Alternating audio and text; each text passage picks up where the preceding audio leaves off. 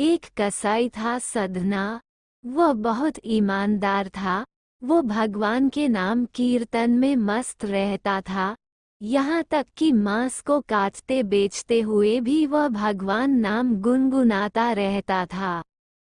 एक दिन वो अपनी ही धुन में कहीं जा रहा था कि उसके पैर से कोई पत्थर टकराया। वह रुक गया।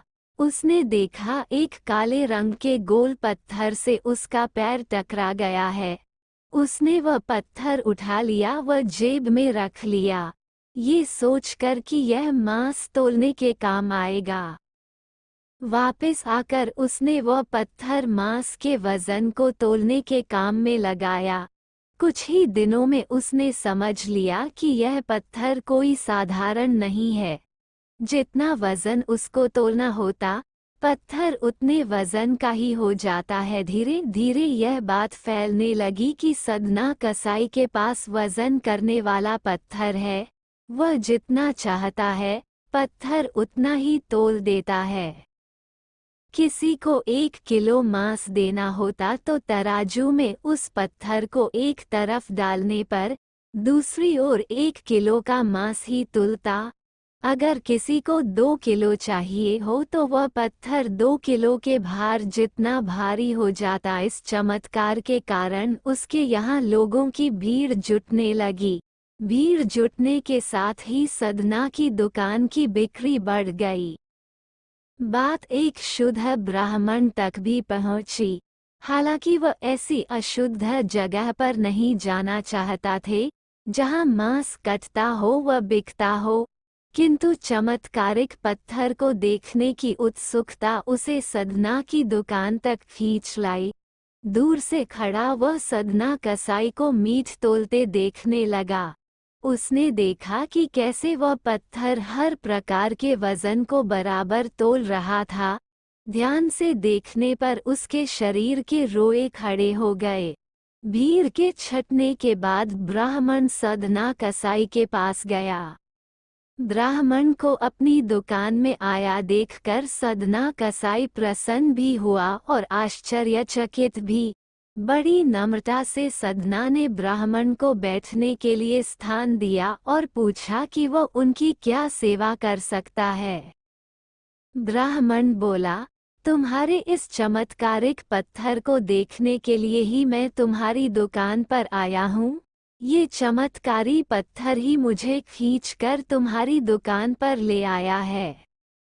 बातों ही बातों में उन्होंने सदना कसाई को बताया कि जिसे पत्थर समझकर वो मांस तोल रहा है, वास्तव में वो शालीग्राम जी हैं, जो कि भगवान का स्वरूप होता है।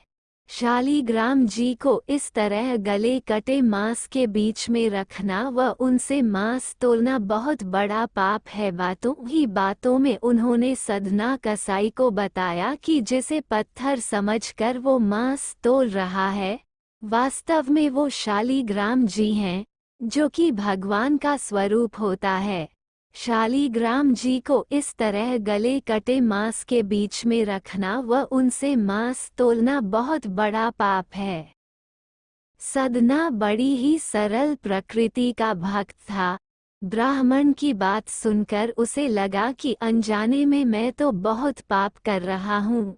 निवेदन करके सदना ने वह शालीग्राम उन ब्राह्मण को दे दिया और कहा कि आप तो ब्राह्मण हैं, अतः आप ही इनकी सेवा करके इन्हें प्रसन्न करें।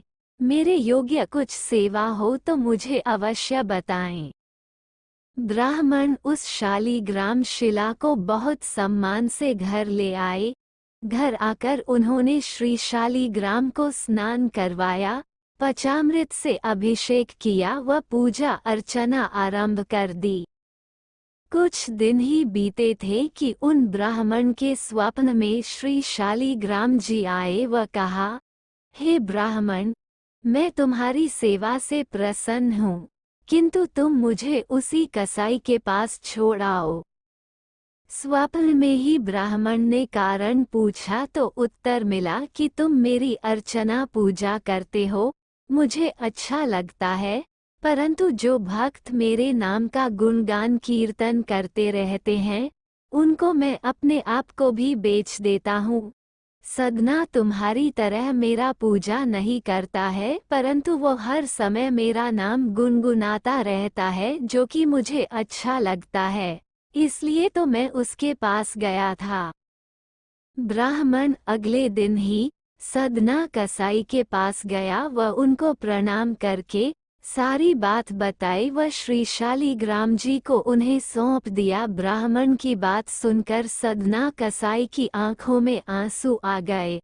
मन ही मन उन्होंने मांस बेचने खरीदने के कार्य को तिलांजलि देने की सोची और निश्चय किया कि यदि मेरे ठाकुर को कीर्तन पसंद है तो मैं अधिक से अधिक समय नाम कीर्तन ही करूँगा।